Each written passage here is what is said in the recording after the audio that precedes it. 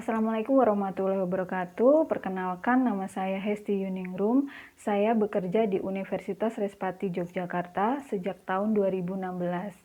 Saya merupakan salah satu staf di program studi kesehatan masyarakat program sarjana. Background pendidikan saya juga berhubungan dengan epidemiologi. S1 saya di Universitas Ahmad Dahlan mengambil peminatan epidemiologi, dan S2 saya di Universitas Gadjah Mada juga mengambil peminatan epidemiologi lapangan. Background pendidikan saya adalah epidemiologi. Epidemiologi adalah ilmu dan seni yang mempelajari pola penyebaran penyakit serta faktor-faktor yang dapat mempengaruhi kejadian tersebut. Salah satu mata kuliah yang saya ampu adalah epidemiologi penyakit menular. Mata kuliah ini diberikan di semester 3 dengan besaran 3 SKS, dan mata kuliah ini merupakan mata kuliah wajib. Deskripsi mata kuliah epidemiologi penyakit menular. Pada mata kuliah ini, mahasiswa belajar tentang konsep dasar epidemiologi penyakit menular secara umum, konsep penyebab penyakit menular, dan aspek penanggulangan penyakit menular. Mahasiswa akan mempelajari tentang pengenalan konsep epidemiologi penyakit menular, pencegahan, dan penanggulangan penyakit menular. Capaian pembelajaran sikap. Yang pertama adalah berkontribusi dalam peningkatan mutu kehidupan bermasyarakat, berbangsa, bernegara, dan kemajuan peradaban berdasarkan Pancasila. Yang kedua, bekerja sama dan memiliki kepekaan sosial, serta kepedulian terhadap masyarakat dan lingkungan. Yang ketiga, menginternalisasi nilai, norma, dan etika akademik. Dan yang keempat, menunjukkan sikap bertanggung jawab atas pekerjaan di bidang keahliannya secara mandiri. Capaian pembelajaran penguasaan pengetahuan. Menguasai konsep teoritis dan analisis mendalam untuk bidang pengetahuan epidemiologi secara khusus untuk mampu memformulasi penyelesaian masalah kesehatan secara prosedural. Capaian pembelajaran keterampilan umum, mampu menerapkan pemikiran logis, kritis, sistematis, dan inovatif dalam konteks pengembangan atau implementasi ilmu pengetahuan dan teknologi yang memperhatikan dan menerapkan nilai humaniora yang sesuai dengan bidang keahliannya. Capaian pembelajaran keterampilan khusus yang pertama, mampu mengaplikasikan konsep dan prinsip dasar dalam epidemiologi sebagai metode dan alat, dan mampu beradaptasi terhadap situasi yang dihadapi. Yang kedua, mampu mengaplikasikan konsep dan prinsip dasar ilmu kesehatan lingkungan dan kesehatan kerja, dan mampu memanfaatkan untuk melakukan analisis pengaruh lingkungan fisik dan tempat kerja terhadap resiko sakit pada individu dan masyarakat. Mahasiswa juga akan belajar tentang penyakit dengan kategori vector-borne disease, water and foodborne disease, PD3I, penyakit yang dapat disembuhkan dengan imunisasi, zoonosis, airborne disease, sexual transmitted disease, new emergency disease, dan neglected. Sistem pembelajaran atau mode perkuliahan secara daring menggunakan LMS.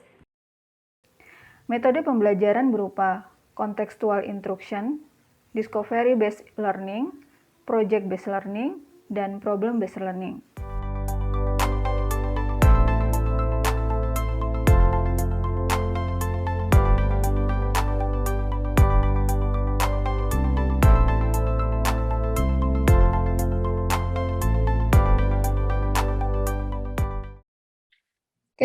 Selamat pagi. Assalamualaikum warahmatullahi wabarakatuh.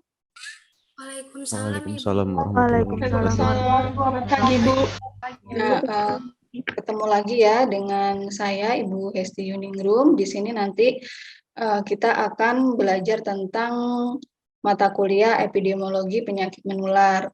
Tapi sebelumnya semuanya dalam keadaan sehat? Alhamdulillah sehat, Bu. Sehat, Ibu. Selalu jaga kesehatan ya.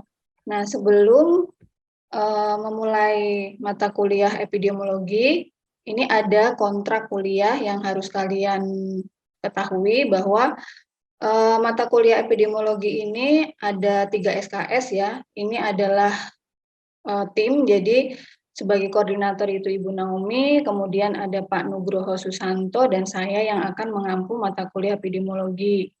Nah, kemudian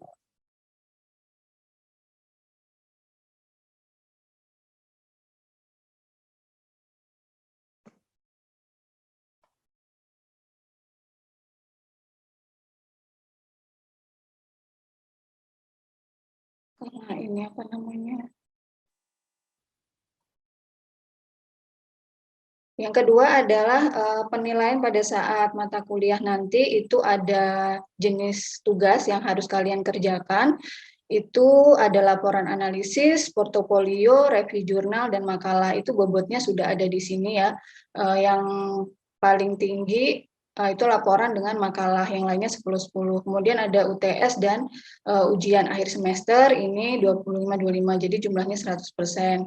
Kemudian nanti untuk nilai akan dibagi menjadi beberapa, ini ada A, Amin, ranknya juga sudah ada, jadi kalau kalian mendapatkan nilai 80 nanti Amin, kalau 85 itu adalah A, ya sampai nilai E pun ada. Jadi mahasiswa hanya melakukan KRS atau presensi kehadiran kurang dari 75%, itu nilainya E ya.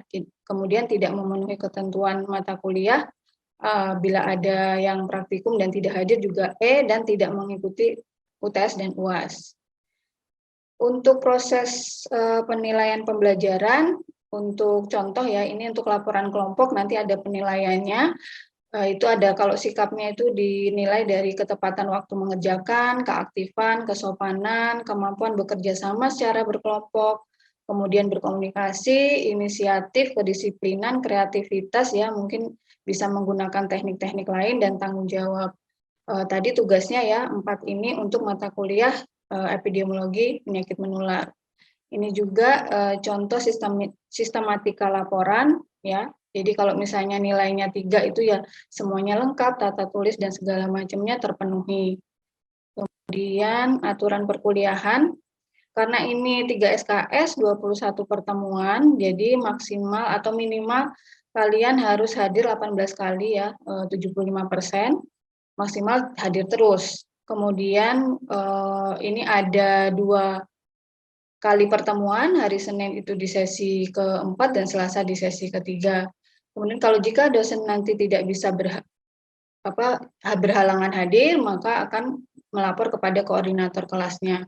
Dan pemberian tugas ataupun kuis, kalau misalnya terlambat, kemudian tidak masuk, selain ada alasan yang bisa diterima, itu kita tidak menerima. Jadi kalau misalnya kalian tidak mengerjakan, harus ada alasan yang jelas.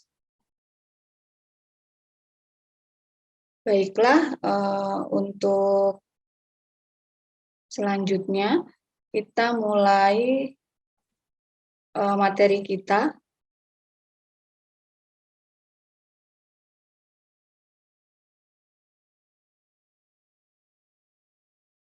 Nah, sebelum masuk ke materi yang akan saya berikan, deskripsi singkat dari mata kuliah EPM ini adalah, pada mata kuliah ini nanti kalian ya mahasiswa itu akan belajar tentang konsep dasar epidemiologi penyakit menular secara umum, kemudian konsep penyebab penyakit menular dan aspek penanggulangan penyakit menular tersebut. Jadi kalian akan mempelajari konsep pencegahan penanggulangan, kemudian kategori penyakit-penyakit yang akan diajarkan nanti adalah penyakit dengan kategori vector-borne disease, water and foodborne disease, PD3I, zoonosis, airborne disease, sexual transmitted disease, new emergency disease, dan neglected. Ya, jadi nanti kalian selama 21 pertemuan akan mendapatkan kategori penyakit yang sudah ada di deskripsi mata kuliah ini.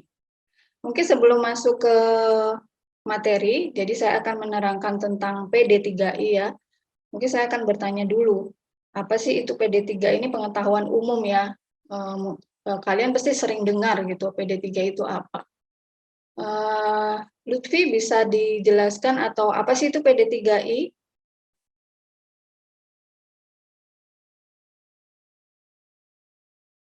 Tadi sepertinya ada hadir. Baik, Bu. Ya, PD3 itu apa? Coba Lutfi ininya, cam-nya.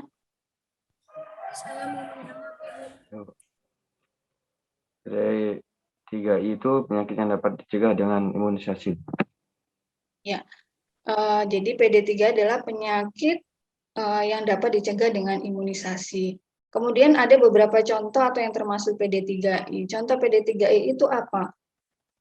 Dea mungkin bisa menjawabnya, memberikan contohnya. Ya, Bu.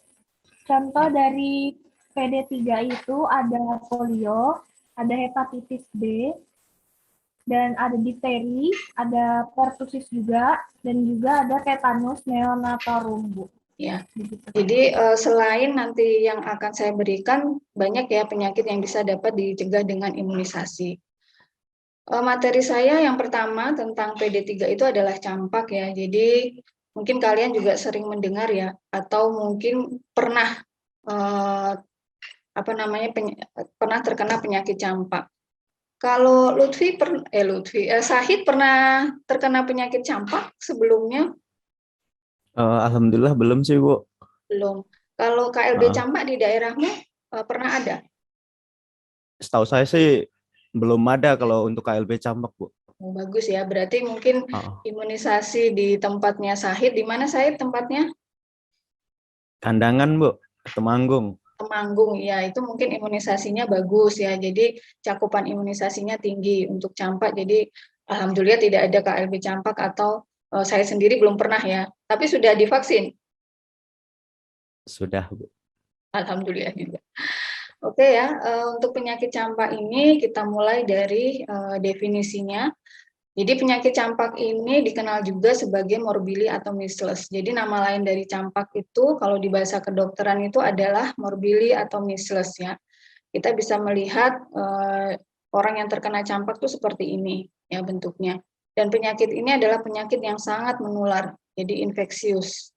Tetapi orang yang kebal atau pernah diimunisasi atau mungkin dia pernah terkena sebelum diimunisasi itu akan kebal terhadap penyakit campak ini. Kalau dilihat dari epidemiologinya ya, penyakit campak ini sudah ada dari tahun 1980 dan waktu itu menyerangnya itu diperkirakan sudah lebih dari 20 orang yang terkena di seluruh dunia. Dan 2,6 juta itu meninggal setiap tahunnya dan sebagian besar menyerang anak-anak yang balita. Jadi memang penyakit ini bukan penyakit baru, penyakit yang sudah ada sejak dulu. Kemudian seiring berjalannya waktu sejak tahun 2000-an ya sudah lebih dari 1 miliar anak di negara-negara yang beresiko tinggi itu sudah divaksinasi melalui program imunisasi. Jadi melalui program ini anak-anak yang beresiko tinggi itu sudah menerima vaksin. Dan di tahun 2012 kematian akibat campak juga telah mengalami penurunan ya sebesar 78% secara global. Jadi sudah mulai menurun karena adanya imunisasi. Dan Indonesia sendiri merupakan salah satu dari negara dengan kasus campak terdunia. Jadi di tempat kita ini kasus campaknya juga lumayan banyak ya. Penyebab campak sendiri itu adalah virus ya. Jadi virus campak ini contoh ya ilustrasi atau kalau kita lihat di mikroskop kemungkinan virus campak itu seperti ini. Dan ini bisa mati sebenarnya virus ini itu dengan sinar ultraviolet, bahan kimia, bahan asam, dan pemanasan. Nah, kalau kita melihat karakter campak ya, dari dia bisa menular, itu melalui pernafasan atau percikan, kemudian virus akan tumbuh ya di dalam sel, di tenggorokan, paru, dan gejala ini akan muncul setelah 10-12 hari. Dan kemudian orang yang terinfeksi mengalami demam yang berlangsung itu 2-4 hari diikuti dengan batuk, pilek, serta mata merah dan berair.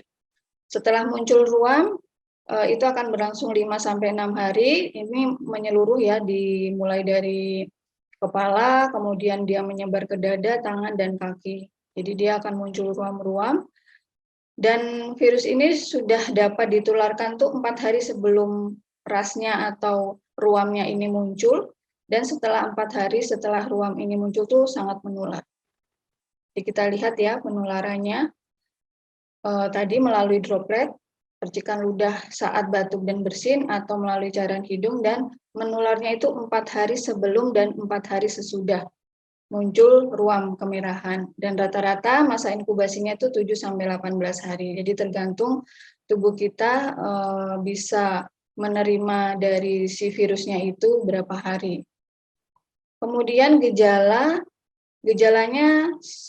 awal pasti sama ya dengan penyakit-penyakit lainnya, itu pasti ada demam, biasanya batuk, pilek, Kalau yang campak ini ada radang mata atau konjungtivis. Kemudian akan muncul ruam tadi, ruam kemerahan. Dan bentuknya dia makulupapular ya, jadi kecil-kecil menyebar gitu. Dia akan muncul 2-4 hari setelah di gejala awal ini, setelah demam atau batuk, pilek, ini dia akan muncul ruam. Nah, ini punya gejala khas, jadi akan ditemukan koplik spot atau bercak putih keabuan dengan dasar merah di pipi bagian dalam. Nah, ini akan ditemukan seperti ini ya, di dalam mulutnya ya. Kita lihat di sini, jadi ada bercak putihnya. Nah, ini namanya adalah koplik spot. Nah, ini gejala khasnya dari campak nih seperti ini. Nah, kalau kita lihat perjalanan penyakit campak ya, dari kita sehat, masa inkubasinya ya, tadi bisa 10-14 hari, kemudian ada gejala awal 2-4 hari, kemudian akan timbul ruam setelah ada demam, ruam akan timbul, dan kalau misalnya kita imunnya bagus, otomatis akan sembuh dan penyembuhan. Kemudian kalau misalnya imun kita menurun ya mungkin akan bisa komplikasi atau bisa perburukan. Karena campak ini ada komplikasinya ya. Komplikasi campak ini pada anak, beberapa yang bisa menyertai campak itu ada diare, kemudian ada pneumonia, ini yang paling sering, pneumonia atau radang paru, kemudian ensefalitas atau radang otak, kebutaan, bahkan bisa menyebabkan kematian. Tetapi kalau anaknya imunnya bagus ya, pada saat anaknya sehat, gizinya cukup, ini dia akan jarang menyebabkan akibat yang serius gitu ya. Mungkin perjalanannya ya seperti ini, dari dia sehat, sakit ya kemudian akan sembuh, mungkin bisa sampai 10-14 hari atau mungkin lebih cepat kalau penanganannya bagus. Nah, karena campak ini adalah disebabkan virus, biasanya penanganan atau pengobatannya ya cukup dengan istirahat. Kemudian banyak minum dan makan yang bergizi tinggi.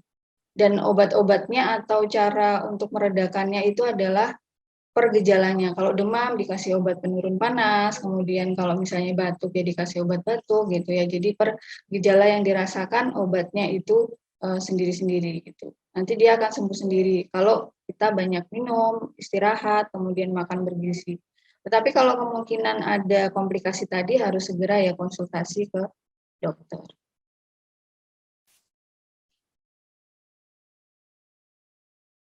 Kemudian untuk pencegahannya, karena ini tadi masuk PD3I ya, jadi penyakit yang bisa dicegah dengan imunisasi, otomatis penyakit ini dapat dicegah melalui program imunisasi. Sekarang juga sudah banyak dicanangkan untuk harus dan masuk ke imunisasi wajib ya, yang harus diterima oleh bayi dan balita. Kemudian yang kedua isolasi, karena penyakit ini menular, jadi harus anak yang sakit itu diisolasi ya, tidak boleh keluar rumah, tidak boleh bertemu dengan orang lain agar tidak menularkan kepada anak lain gitu. Jadi memang harus diisolasi. Nah, untuk bayi dan balita, campak ini diberikan usianya 9 bulan ya, harus usia 9 bulan. Kalau belum 9 bulan itu belum boleh terkena dikasih imunisasi campak. Dan kemudian ada pemberitahuan bahwa pemerintah atau peraturan Kementerian Kesehatan nomor 12 tahun 2017 itu pemberian imunisasi campak itu dapat dilanjutkan atau ada boosternya di dosis kedua itu pada usia 18. Karena mungkin banyaknya KLB, jadinya tidak hanya satu kali diberikan, jadi di usia 18 itu harus dilanjutkan dengan dosis yang kedua. Nah, untuk diagnosisnya ya, untuk melihat apakah dia ini campak atau bukan, ini bisa dilihat dari spesimen atau pemeriksaan campaknya. Jadi kalau misalnya dia dibawa ke fasilitas kesehatan, kemudian diperiksa menggunakan spesimen darahnya, kemudian IgM-nya ya. Jadi yang diperiksa hasilnya dari lab nanti IgM, kalau dia negatif berarti dia bukan campak. Kalau misalnya dia positif, berarti dia adalah kasus campak. Jadi secara pasti atau sudah benar secara lab itu, kalau IgM-nya positif. Kemudian kalau misalnya tidak dilakukan pemeriksaan lab, tapi gejala-gejalanya mirip dengan campak, kemudian ada hubungan epidemiologi ya. Jadi memang di situ ada yang pernah sakit campak atau ada yang memang sedang sakit campak, kemudian diperiksa sesuai gejala, kita bilangnya adalah kasus campaknya pasti secara epidemiologi dan biasanya itu KLB. Tetapi kalau tidak ada hubungan epidemiologinya, tidak ada kasus pasti ya, tapi mirip, ya itu kita bilangnya kasus campaknya itu klinis. Nah, semua ini bisa kalian lihat ya, mungkin ingin mendalami lebih lanjut masalah campak ini, jadi nanti bisa dicek di sumbernya itu, saya melihat di Kemenkes ya, sumbernya itu di Pusdatin ya, Infodatin ya, informasi pusat terkini dari Kementerian Kesehatan ya. Oke, sampai di sini ya untuk materi campak. Kemudian bila ada yang ingin bertanya, dipersilahkan. Saya ingin bertanya, Bu. Ya,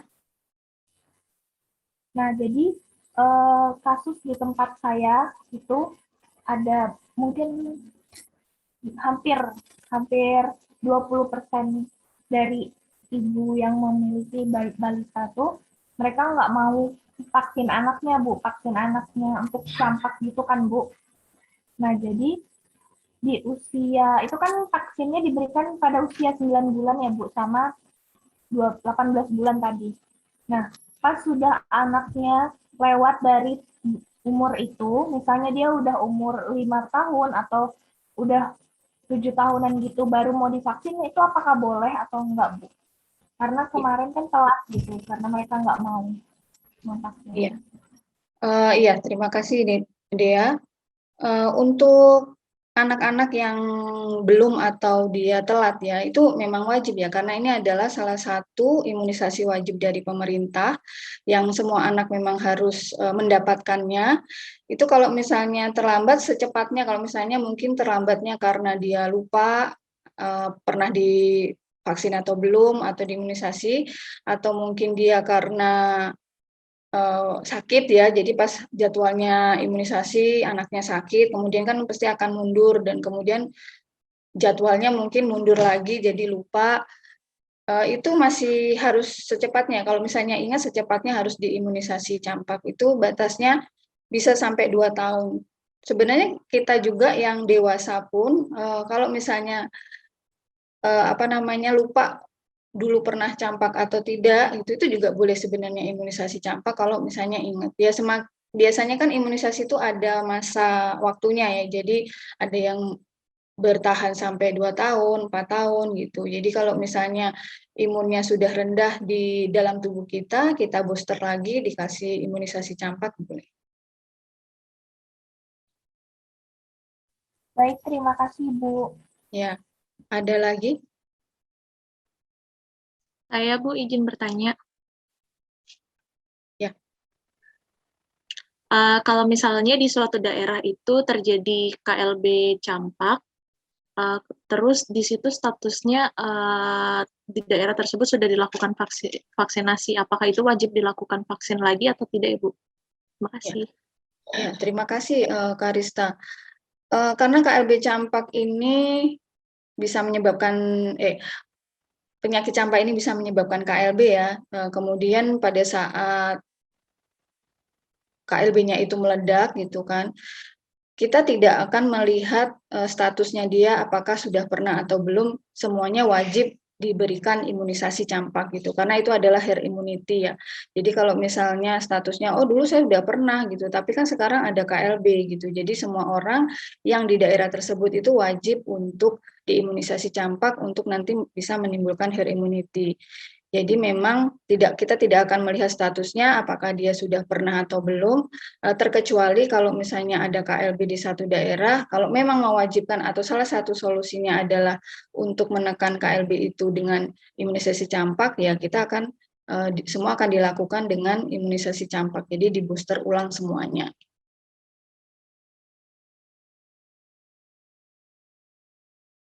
Oke,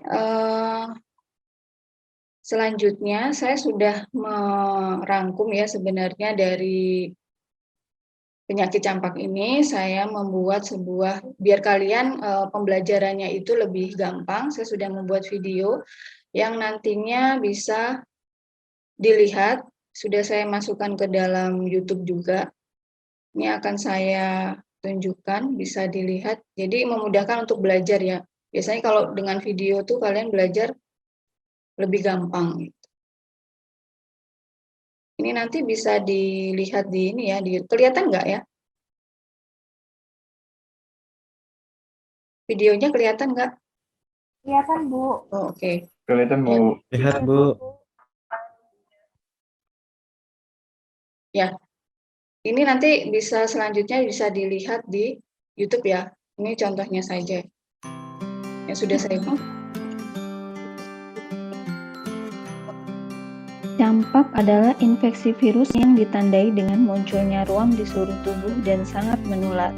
Dalam bahasa kedokteran, penyakit campak disebut sebagai morbili, measles, atau rubeola, dan umumnya mengenai anak-anak. Campak disebabkan oleh paramyxovirus atau virus campak. Penyakit campak ini menular lewat saluran pernafasan, yaitu ketika penderita campak batuk, bersin, atau berbicara, ia akan dapat menulari orang-orang di sekitarnya. Gejala khas campak yaitu koplik spot atau bintik kecil berwarna putih dengan warna putih kebiruan di tengahnya, ditemukan pada lapisan dalam pipi. Dan yang kedua adalah ruam kulit berwarna merah, kecil-kecil rapat dan rata hampir di seluruh tubuh.